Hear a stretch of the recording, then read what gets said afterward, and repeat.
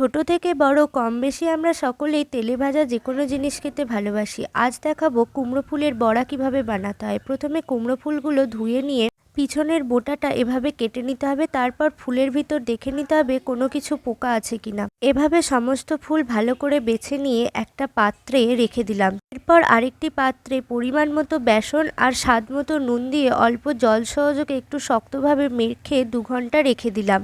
বেসন এভাবে যতক্ষণ বেশি মাখা থাকবে ততই ভালো হবে বড়াটা খেতে।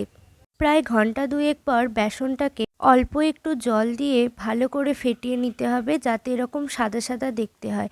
এরপর ফুলগুলোকে ঠিক এভাবে বেসনে ডুবিয়ে গরম তেলের মধ্যে মিডিয়াম আঁচে ওলটপালট করে লাল লাল করে ভেজে নিতে হবে।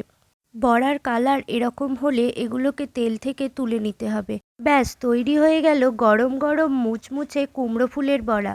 কেমন লাগলো অবশ্যই জানাবেন।